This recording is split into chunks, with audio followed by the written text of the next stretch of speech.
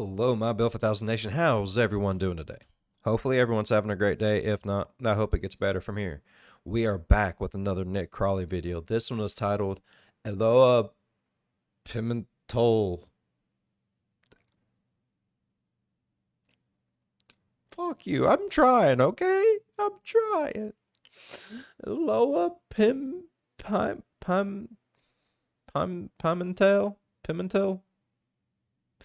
Eloá Pimentel, the darkest moment in TV history. I'm fucking done. Alright, let's go ahead and get into today's story. My English sucks and I can't read worth a shit. I don't think that's English. I think that's some jibber jabber. Let's go ahead and get into today's story. Go ahead, turn them lights down low, put on something comfy, cut up with something special. I don't even know what to do. I don't even know what we're watching. Let's get dark. It's right there. The word's right there. I'm using that word. We're getting dark. Bom dia, Mariana. O quarteirão continua todo cercado por policiais militares. That's not an English I know. I don't know much of it, so fuck. Estamos afastados por orientação da polícia. Deste ponto aqui, é possível avistar apenas a janela onde, neste momento, o rapaz se encontra com as duas adolescentes. It's Tuesday, October 14th, 2008.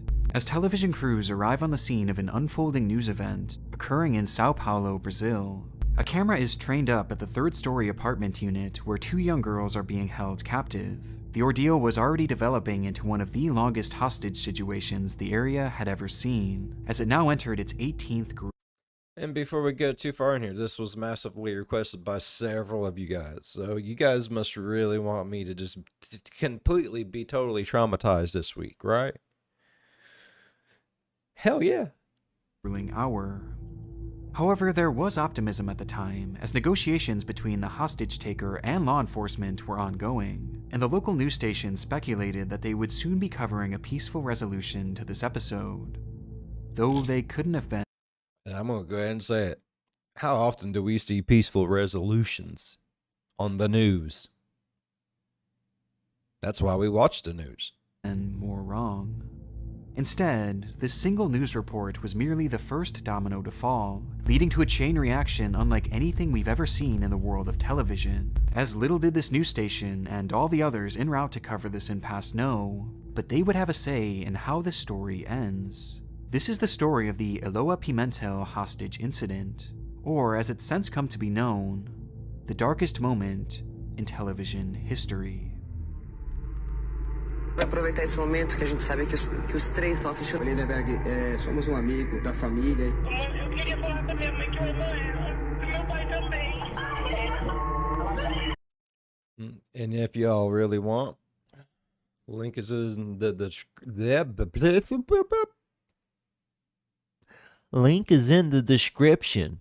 If you were to like to, you can go down there and find that link in the description. It's buried deep down in there, and you can go to it and you can visit my store and you can get some amazing Bill 5000 merch. I have just dropped some new merchandise. Yeah. I'm having problems with the English language today, people. Okay? I would say I'm tongue-tied, but I'm not. I'm just dumb. Before we fully dive down this rabbit hole, I want to give a major thank you to today's sponsor, Beam. For most of my life, I've struggled with sleeping, whether that be falling asleep or staying asleep. It feels like I'm never... Mine is staying asleep. I get about 4 hours of sleep a freaking night. And then like one day, just I fucking crash and I will sleep. Like I'll sit down on the couch and start watching something with the family and I'll be out.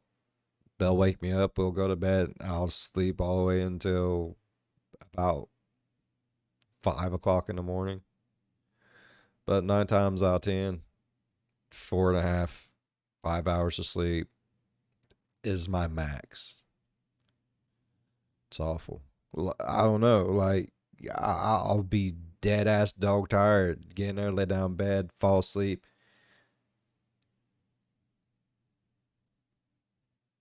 Need to get the coffee going. I need to use the bathroom. Need to get the dogs out. What time is it? Oh shit, it's like 4 o'clock, 4:17 in the morning. Man, if I go there and get my dogs up right now to take them out the potty, you know what they're gonna do? They're gonna throw a shoe at me. For waking up feeling fully refreshed, which always seems to negatively affect my mood and my ability to focus while I'm working. I've even tried sleep supplements in the past, but none of them ever really seemed to do the trick until I tried Beam's Dream Powder. This is a healthy hot cocoa mix scientifically formulated to help you get the best night's sleep possible. And not only does it taste good, but it's really worked for me, as I noticed myself getting tired much faster than usual, and I haven't been waking up nearly as often in the middle of the night. Because of this, I'm waking up feeling more refreshed than usual. No. Okay, for one, if that is supposed to be like some hot chocolate type shit, I don't mix drinks like that with water. I do not. I'm not even a big fan of having like hot chocolate made out of milk. I like to use heavy whipping cream. I'm not even gonna lie. I like my hot chocolates to be like, I don't know, thick, 3 C's. You know what I mean? And I'm not feeling nearly as groggy as I did when I tried those other sleeping aids. In fact, every once in a while, I'm actually starting to wake up before my alarm for one. I do every morning. I can't talk enough about how important getting good sleep is, as it leads to better focus, more energy, improved mood, and of course, less stress, which I think we... If I slept longer, I could be happier?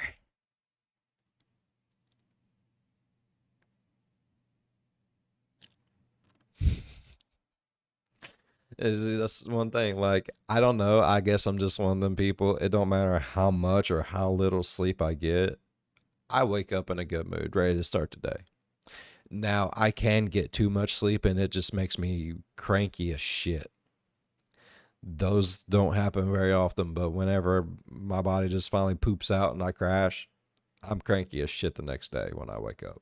I've slept too long. We can all use. Beam's Dream Powder has become a staple in my nighttime routine, as it's genuinely been a game changer when it comes to improving my quality of sleep. Beam even went through a clinical study which showed that 93% of participants reported that Dream helped them get better sleep. So if this sounds like something that you might be interested in, go to shopbeam.com/NickCrowley or scan the QR code to start shopping Beam's biggest sale with up to 50% off their products. Don't miss out on this limited time offer. The discounts are all auto applied, so no codes necessary, and I hope that you guys enjoy it as much as I do.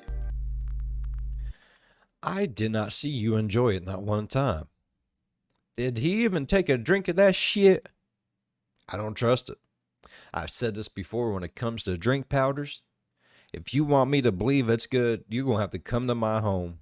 You're going to have to make it in front of me so I know it is what it is. Like, I want the package opened right there. I want you to get out like a Walmart brand bottle of water. I want you to pour it into your cup. I want you to mix that shit. And I want you to drink it right in front of me and tell me how it tastes. I'm going to watch your face every step of the way. Look, I have been told I have high-end taste when it comes to like food and beverages and drinks and stuff. And I can't help that. I like things that taste good.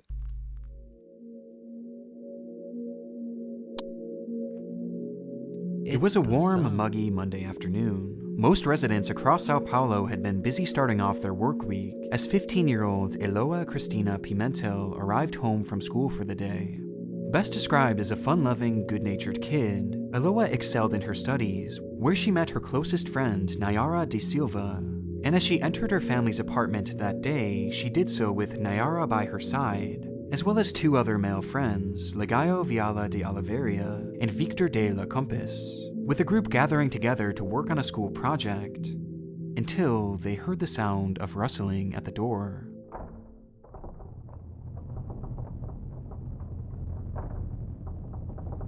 By this point, Eloá's parents Ana and Aldo had been busy at work, while her brother Douglas had stayed after school, meaning that the sound they had just heard couldn't have come from either of them, with Eloá's confusion quickly turning to fear as the door was pushed in and then broke completely open, revealing the source of the sound.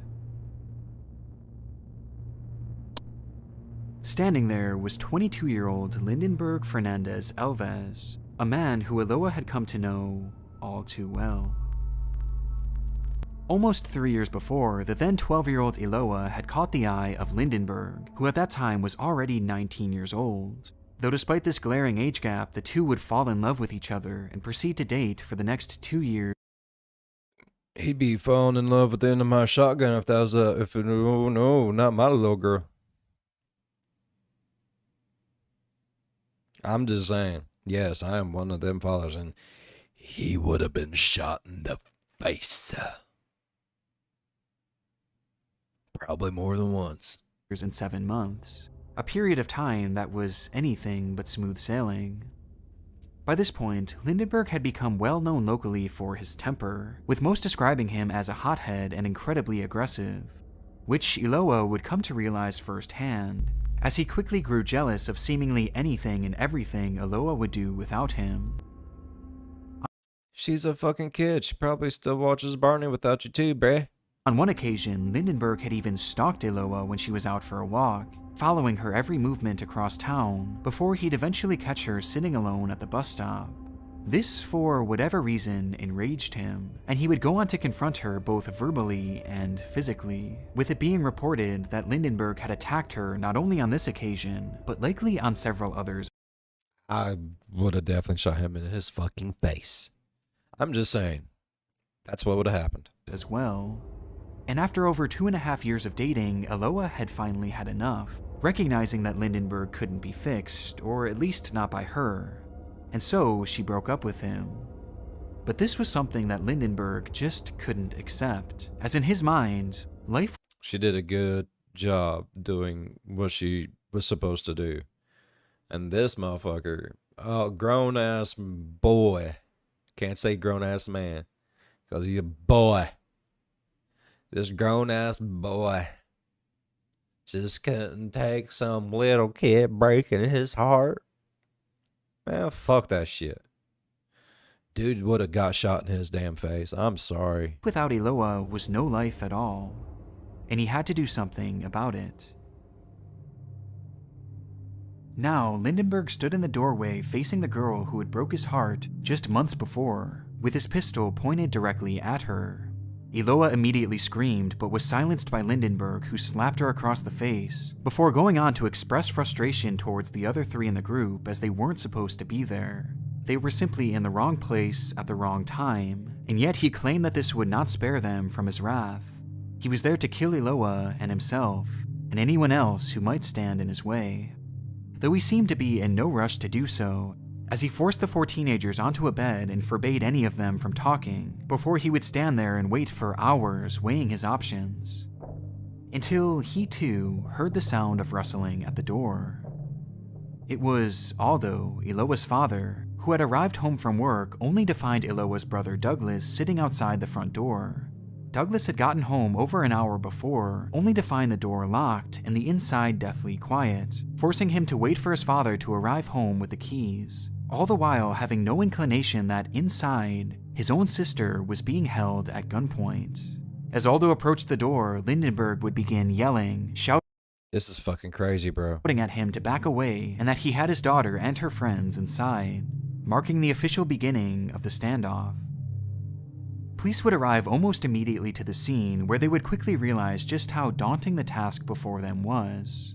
Lindenberg was more unwell than they could have ever imagined, with his temper proving to be their biggest obstacle during that first day, as in some instances he was actually receptive to negotiations, even allowing the release of the 2 boys inside, before he would suddenly shut down and become enraged, seemingly out of nowhere. O que você quer? Fala pra mim pra eu poder te ajudar, cara. Eu quero matar Eloá e matar e liberar a base. Você só acredita em minha namorada, essa desgraçada aqui. Eu sou sua mulher.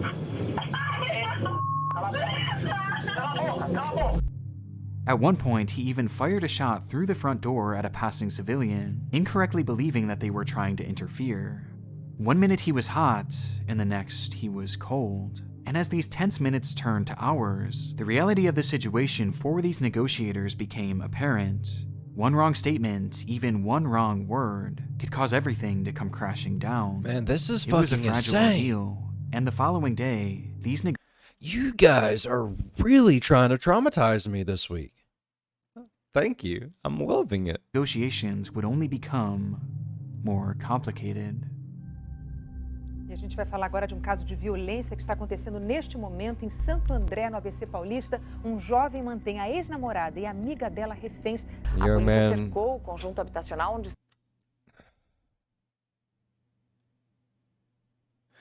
They got reporters on the scene.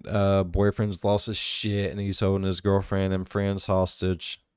This is basically all they're saying. Estão os reféns e a repórter Graciela Andrade está lá no local. Conta pra gente qual é a situação nesse momento, Graciela. During the local 7 a.m. news that following morning, the first reporter would arrive to the scene to document this developing story. In the footage, we can see the massive police presence and the window of the apartment where Lindenberg was holding the two girls. And almost immediately, the story was met with a skyrocketing number of viewers and soaring ratings that producers could only dream of. With this single... I have a very, very bad feeling, man. We on some Nick Crowley shit, bruh. Report, they had just struck television gold, and suddenly other stations and dozens of reporters began flocking to the scene to capture a piece of this unfolding drama in real time. It seemed like in an instant, all of Brazil was now tuned into their TVs and waiting to see what would happen next. And among those viewers was Lindenberg himself. Recognizing that the news was starting to take note of his story, and that the area was now swarming with cameras waiting on his every move, Lindenberg's behavior began to grow more erratic. At one point, he forced Eloá to the window, standing behind her and demanding that she give the cameras a thumbs up, in order to let the people at home know that she was okay, and that Lindenberg wasn't hurting her. Though soon after, he would approach another window, this time holding his revolver, and without warning, begin firing randomly at the street below, in the direction of the news crews.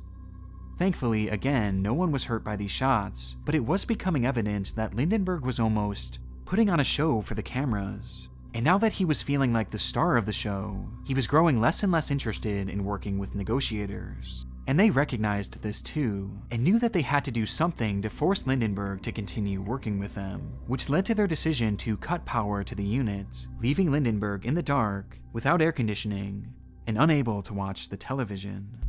That's probably just going to really piss him off. Eu ligo, mas vamos conversar.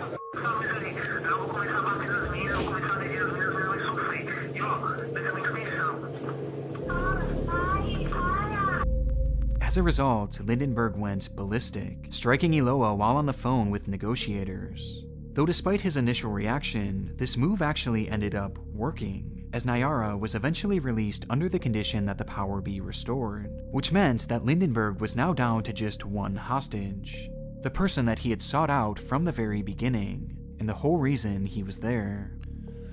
As the sun set on that Tuesday evening, I need a second. Like, it's one thing I dearly love about Nick Crowley videos, bro. Like, I am chilled up. The hair's already starting to stand up on ends, man. I love Nick Crowley videos. He gets you, but sometimes you just need a moment to breathe. So let's just all take a deep breath. All right. Let the shit get deep now. And the standoff passed its 40th hour. Some remained positive, while others viewed the whole thing as helpless. But whatever opinions those in the area had at the time, it's safe to say that no one could have expected the baffling turn that this case was headed for just the following day. It was 1:30 p.m. on Wednesday the 15th, the third day of Eloá's captivity, when suddenly, inside that quiet apartment building, the silence would be interrupted by the ringing of a telephone. Lindenberg rushed to pick it up, expecting it to be the negotiator who he had been speaking with the previous day, but instead, he heard a different voice. Lindenberg, tá tudo bem aí? É.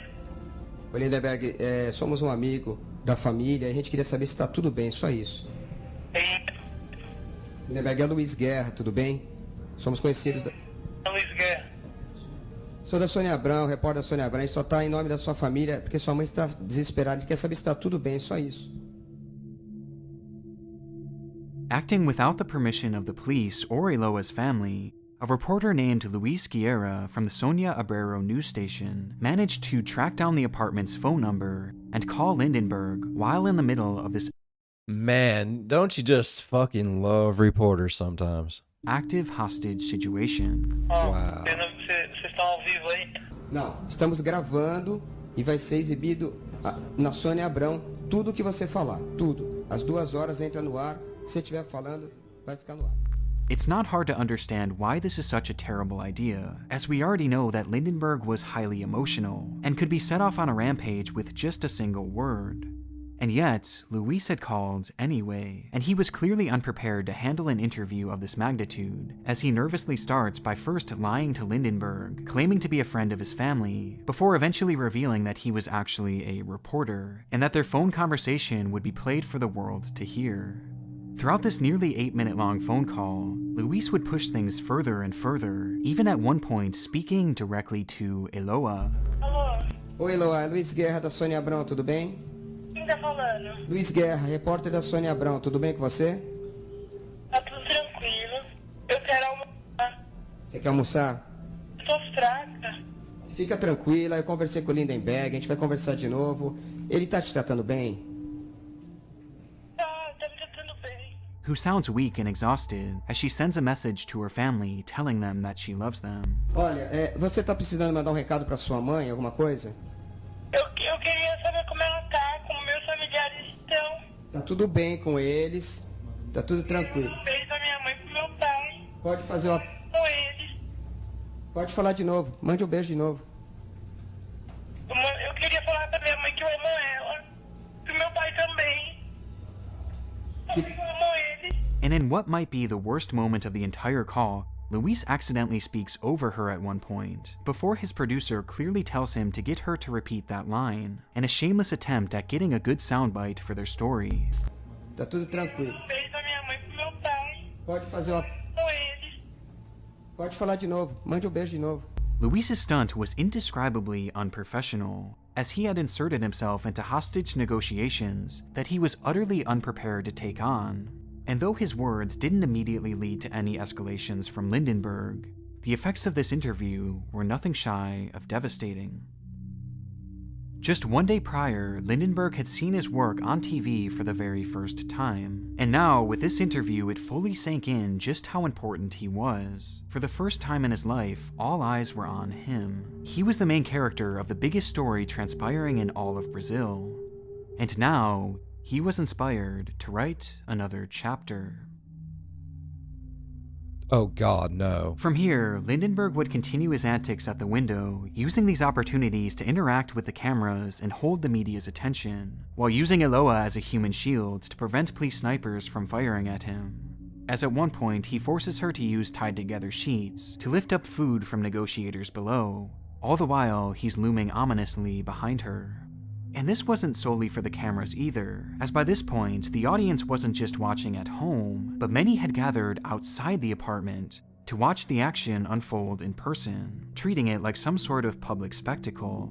And all while this was happening, police were trying desperately to continue their negotiations. But by this point, Lindenberg was far too distracted by all this attention, as he would even hop onto another live interview shortly after.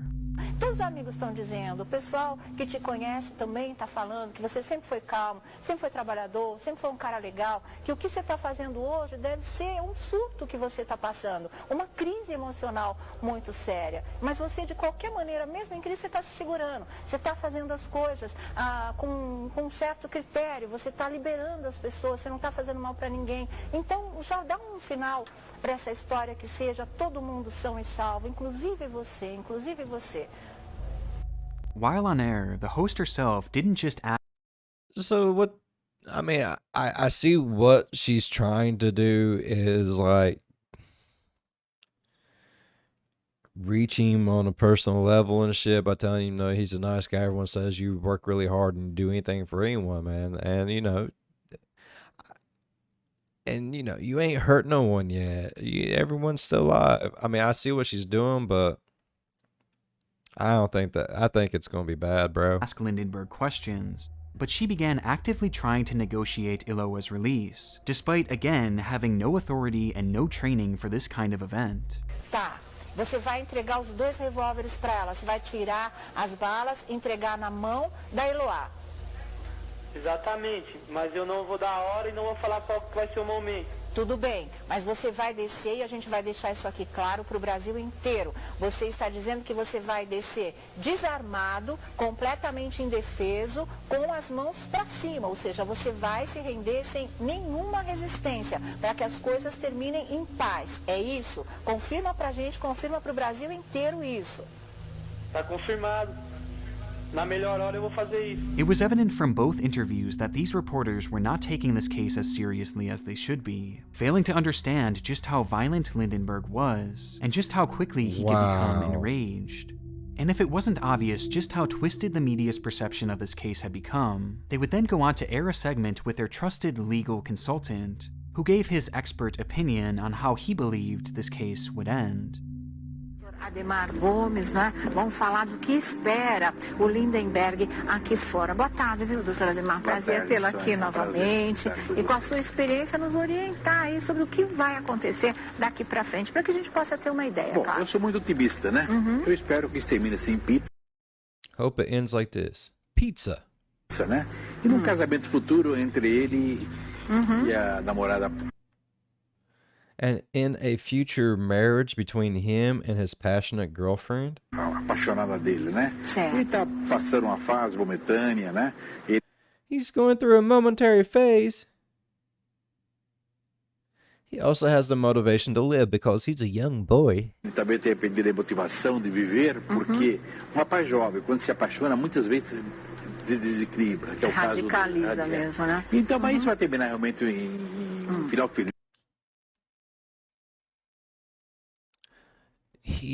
So he just don't know how to deal with his emotions and shit and all this other shit. And he has full certainty and conviction that everything is going to end up just hunky-dory. This fool. Graças a Deus, eu tenho plena certeza.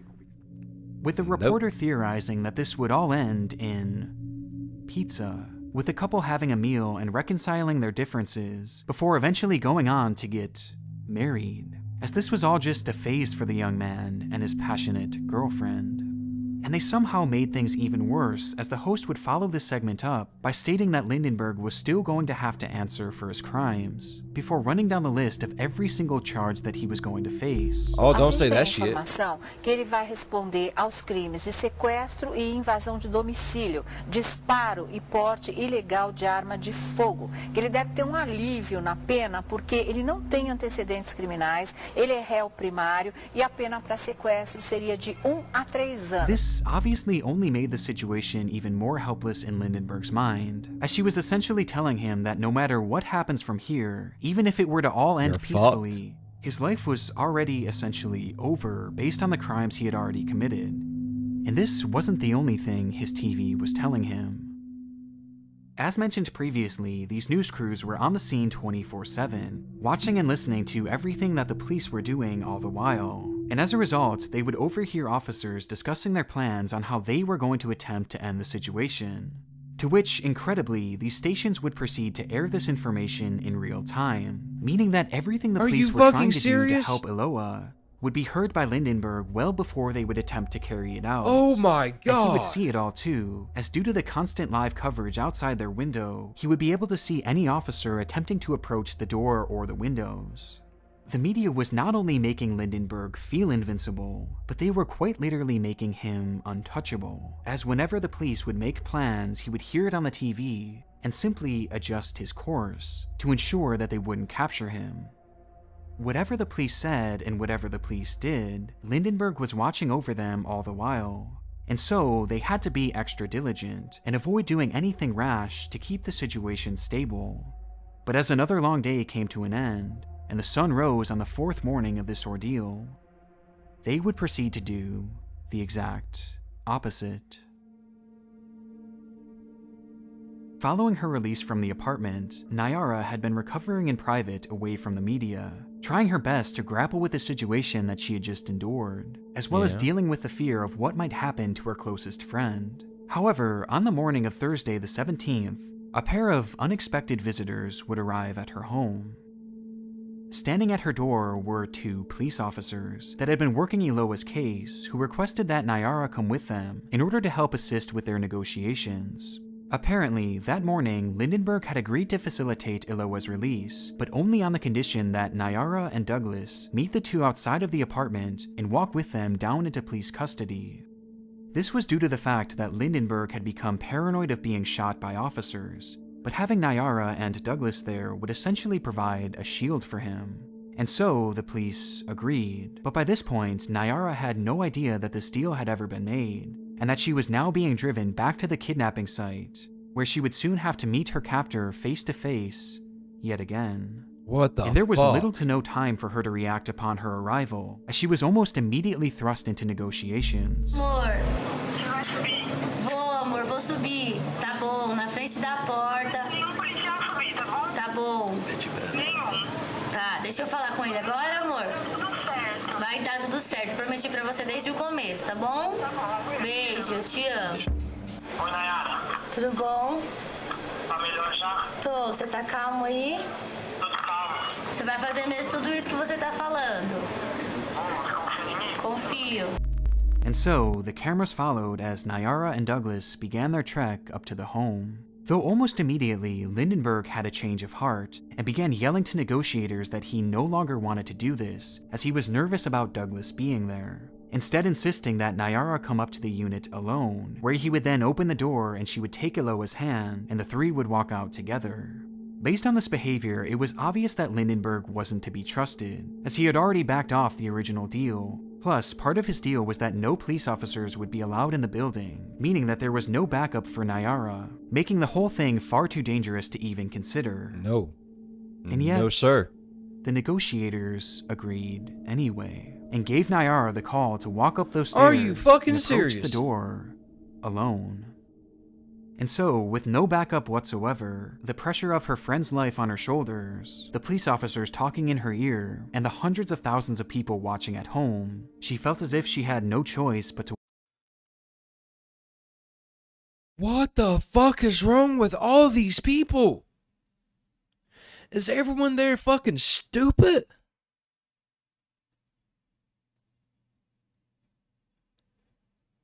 Man, I would have put a sniper in a tree as soon as he came to the window and shot him in his fucking eyeball. Fuck all that shit.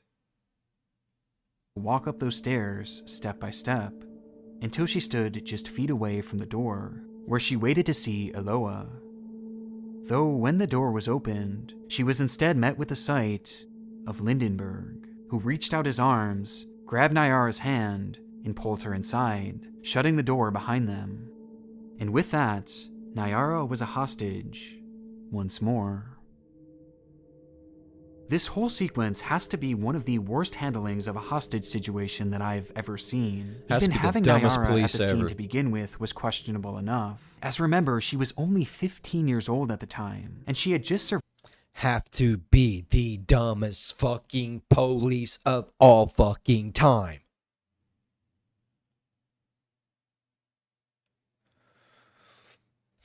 Survived this traumatic experience only one day before, but sending her up there alone, with no form of protection, is shocking. And you might think that after all of this, the news stations would finally just back off and stop intruding on the case, as clearly things were becoming more and more dire. However, they only became more obsessed, as Nayara's recapture only boosted their ratings even higher, and garnered the case a whole new level of notoriety that they just needed to exploit. And so, these reporters began calling the unit repeatedly, doing anything they could in an attempt to speak to Lindenberg, though even when he wouldn't answer, they would still try to speak to him directly over their broadcast. Porque a gente podia, quem sabe, aproveitar esse momento que a gente sabe que os 3 estão assistindo aqui o programa e eles estão bem, que assim que o Lindenberg ele confirmou isso aqui para nossa produção, eles estão bem, estão tranquilos, estão só esperando o momento certo, pedir para uma das meninas, quem sabe, ou ele mesmo, desse um sinal agora aqui na janela para mostrar para todo mundo que está tudo bem, que está ok e que essa história vai acabar o mais rápido que todo mundo espera. Se os 3 puderem, um deles dar um sinal, acenar, fazer alguma coisa para mostrar para todo mundo, para deixar todo mundo mais calmo. Instructing him to give specific signals to show that he was hearing them.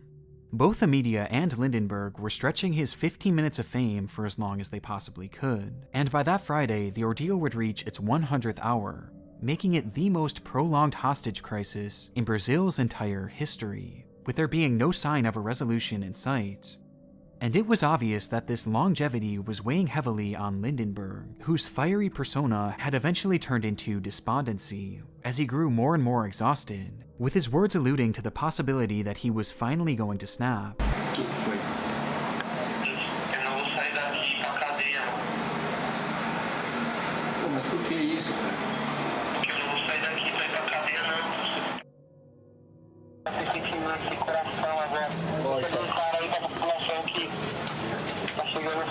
And by this point, Brazilian officials were tired of their negotiations anyway.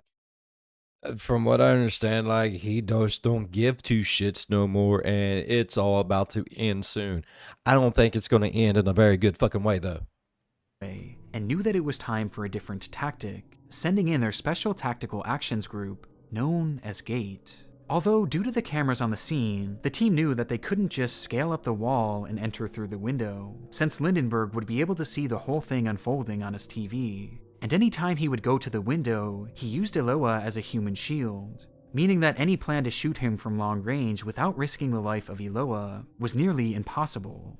There was really only one way in: the front door, with their plan being to set a charge and breach said door should Lindenberg's behavior escalate, with the camera showing the entirety of the setup.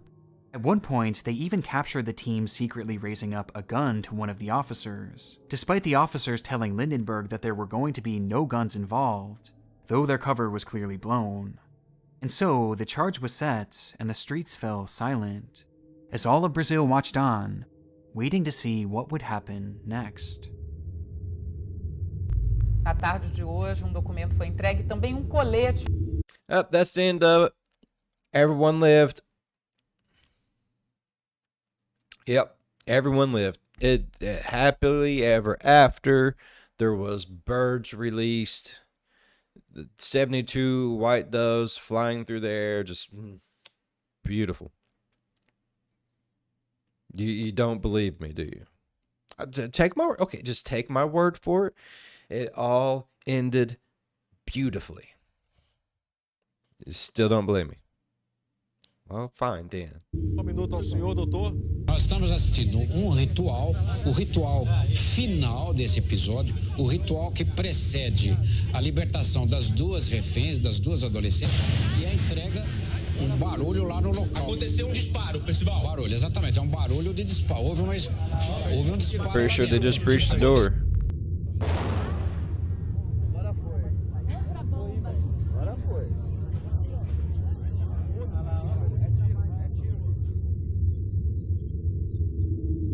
Did I see muzzle flashes?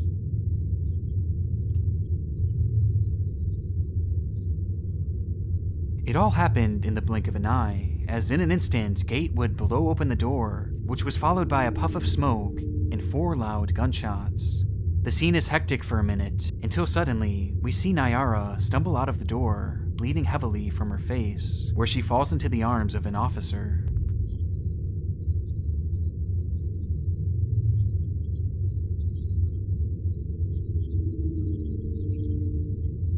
Then, a stretcher is taken into and out of the room, with Eloá strapped to it.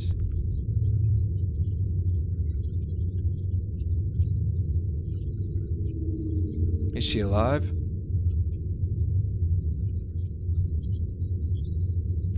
As she is rushed down the stairs and taken into an ambulance. And even at this point, these news crews just couldn't help themselves, as they stuck their cameras in the window of that very same ambulance, where rescue workers were desperately trying to save Eloá's life. In the fray, Lindenberg had been struck by a rubber bullet and pulled from the unit where police piled on top of him, thus finally bringing the crisis to an end.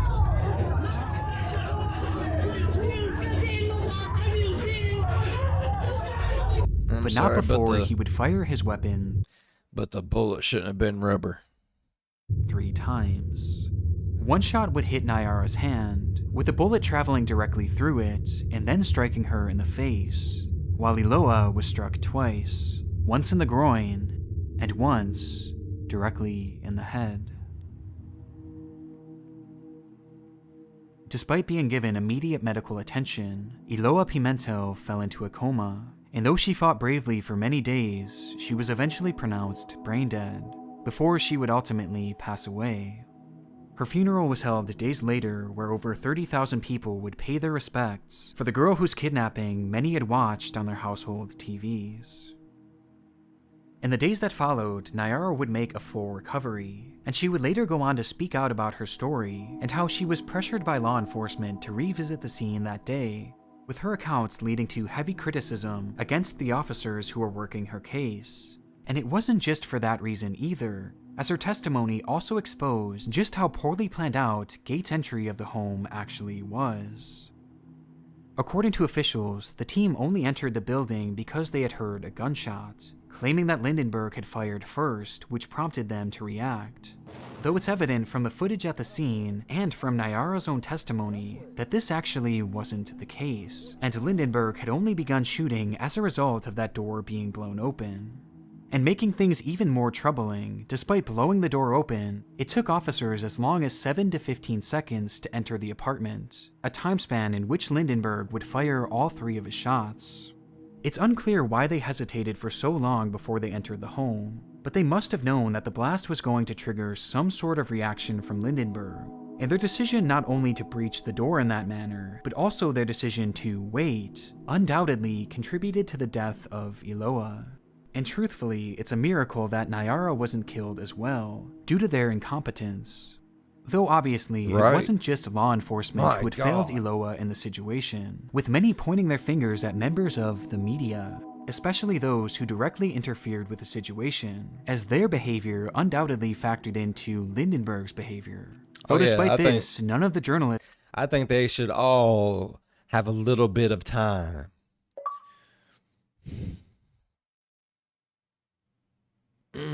ever expressed any regret over their handling of the situation, and to my knowledge, none of them faced any form of repercussions. As a result of his many crimes, Lindenberg would be sentenced to 90+ years in prison, though due to Brazilian law, the sentence was reduced to just 30 years, making it likely that he will someday be released from prison. He don't need to be. Which, for now, brings us to the end of this tragic story. Though there is one more detail about this case that I just had to mention at the end here, because it somehow makes this story even more bizarre, as just days after Eloá's death, her father Aldo would disappear.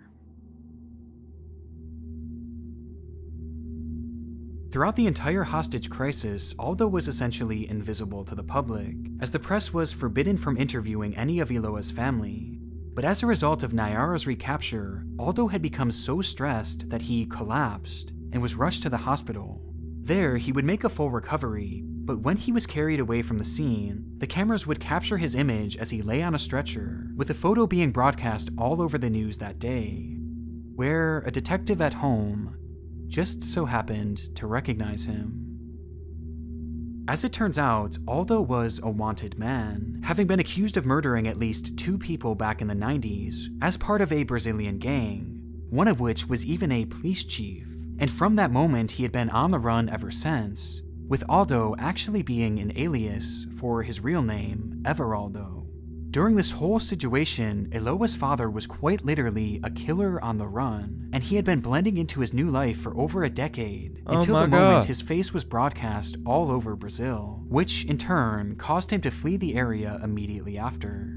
Though eventually, after a full year later, Everaldo would finally be captured and sent to prison, marking the end of one of the most shocking television cases we've ever explored, and what may very well be the darkest moment in television history. Man, that was fucking good, bro. There's so many twists. Shit. Thank you all so much for the suggestion. I know, I heard y'all out there screaming. I heard it. Alright, I really loved it. I really did. If y'all enjoyed today's story as much as I did, please go down there and hit that thumbs up. While you're down there going over, hit the subscribe button. We do some crazy shit here, bro. If you want to know when that crazy shit happens and potentially join us for a premiere and talk to me in the live, ding that bell. It might work. If it does, I'll know because you'll be talking to me.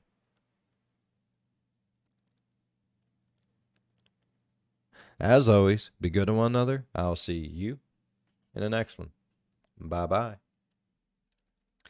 You know, I know exactly what would have kept him hidden for even longer. Some Bill 5000 merch. He should have checked it out in the store. People.